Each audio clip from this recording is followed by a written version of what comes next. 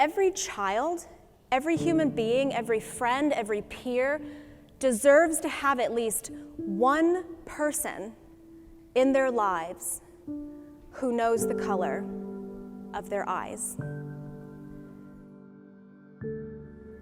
And that's the human connection that transcends trauma, helps people overcome, and instills a level of resiliency that's completely life-changing. I know everyone in this room has their own story. You have your own experiences that you bring to the table every single day. So I'm hoping that our time together is just a reminder of how sometimes those interactions are so much deeper than you maybe ever could imagine.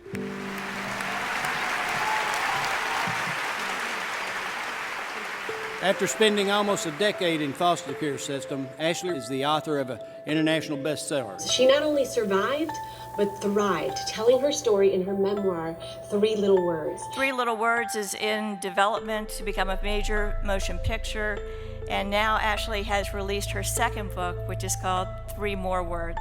She's been featured on Montel Williams' Good Morning America, and most importantly, on the 99-cent Cool Ranch Dorito bags. She is dedicated to her nonprofit, the Foundation for Sustainable Families. Her story, education, and personal experience give Ashley a unique experience. Ashley was named International Woman of the Year and was one of Glamour magazine's top 10 college women. Ashley has been featured on CNN, Good Morning America, The Today Show, and hundreds of other television, radio, print, and social media outlets. That passion for what you do is what's going to be that game changer. It's not enough to complain about something if you're not willing to be a part of the solution. Ashley is a tremendous inspiration. She has turned pain into power. There's always going to be that stumbling block, but it's what you do with those experiences. It's how you transcend them to help other people that ultimately make a tremendous impact. There are just countless individuals who have benefited from her story and her willingness to share it. Please warmly welcome Ashley Rhodes-Courter. Now, I know that a lot of your speakers probably get up here and say, "I'm so excited to be here." Well, I legitimately am, and I need to put that in perspective for you. I have 3 children. 3 boys, ages 1, 2, and 3. The struggle is so real. And I know that many of you in this audience are also parents, because I also saw the majority of you at the hotel bar last night. Well, I have a little bit of an untraditional story, but I think it will really resonate with a lot of you. I spent almost 10 years in foster care. My mother was a teenager living in foster care herself when she got pregnant with me.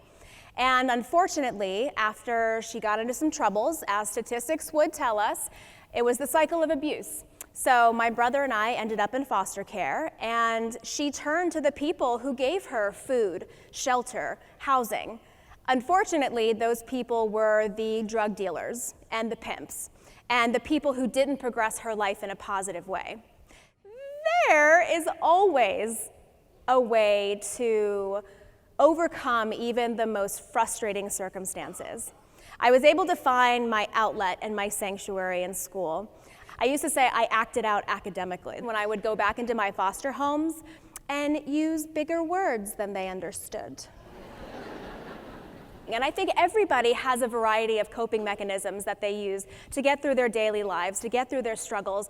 So you have to be able to recognize within yourself, what are you processing? What's affecting you the most? Do that internal inventory to really understand what you need to identify to make yourself more productive. Unfortunately, my mom was never given that guidance. She didn't have anyone to steer her in the right direction.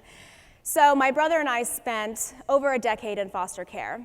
I had 14 different foster homes, and I later learned that almost 25% of them were or became convicted felons. Whoopsie tootsies. That's what I would call an operational oversight. I know some of you are like, God, Ashley, way to bring it down. There's a saying that you can never hate someone if you know their story. So even with all of the people in my life that have wronged me, It's been so interesting to understand their stories and their backgrounds and why they're bringing that particular attitude to the table. And sometimes inspiration and that life-turning moment comes when you least expect it. It comes in a really scary package. It comes when you didn't even think that you were ready for it. I was really curious who could have made the biggest difference in my life. So I went through and I started counting all of the supervisors, all of the signatures, all of the different professionals that interacted with my case. And ultimately, it was something like 54 caseworkers, 23 attorneys, 17 psychologists, psychiatrists, and therapists, 5 guardian ad litem staff, 4 judges, 4 court personnel, 3 abuse registry workers, 2 primary caseworkers, and then ultimately, this volunteer. So in the end, this one woman who was the only person not paid to take care of me was the only one who believed me when I said I was being abused. She got me out of those abusive situations and ultimately found me the adopted family that transformed my life. That is the power of one person.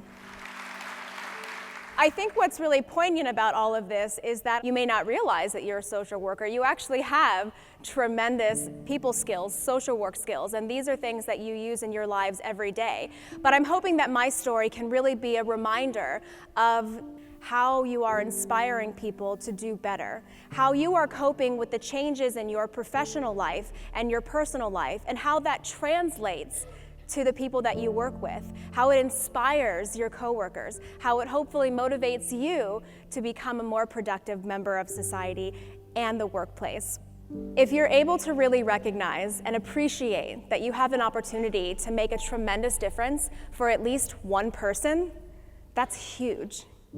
I want to thank you for everything that you have done, are doing, but most importantly, what you will be doing.